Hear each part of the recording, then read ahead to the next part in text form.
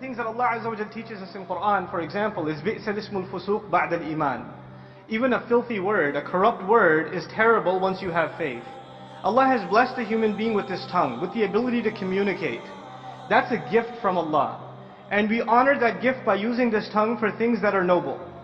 By speaking the truth, by speaking for justice, by not wasting and squandering this gift that Allah has given us. Now, when we speak to each other and we say hurtful things, it lasts in that moment.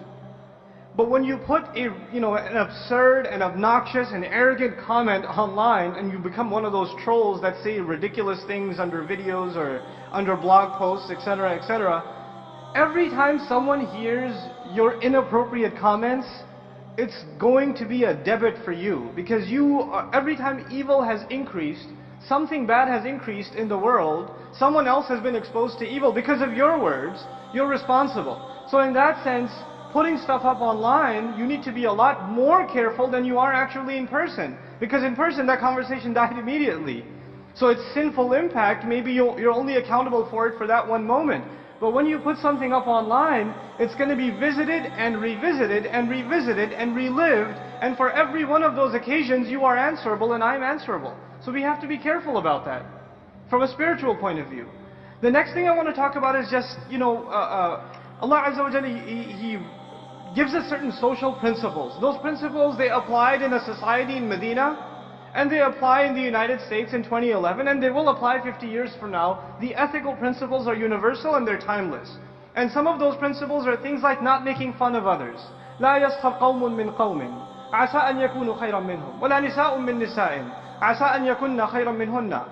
Don't make fun of each other. Maybe they're better than you. Don't let women make fun of other women. Maybe they're better than them. Don't call each other names. لا تلمزوا أنفسكم ولا تنابزوا بالألقاب.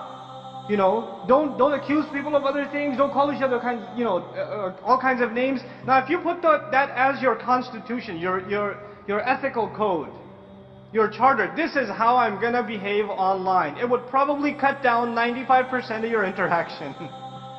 Not making fun of people. What else do you do on Facebook? Not accusing someone of something, not commenting on somebody's photo and say, "What were you wearing? God." Etc. That's all we do is poke fun at each other. That's 90% of the interaction. That's kind of the reason I got off of it, because all I was getting was just ridiculous stuff. But I've been remotivated to jump in again. Jazakallahu khairan. Then there's of course etiquette in discourse.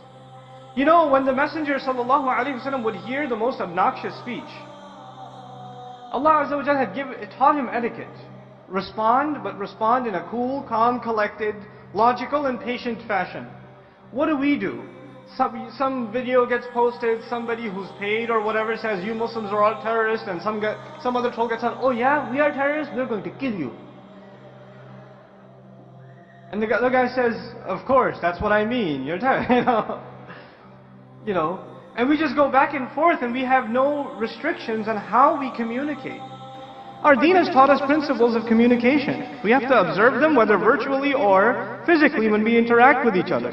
It's no different. So we have to, if we just keep these few things in mind, just these few things, then I think we can have a lot healthier discourse.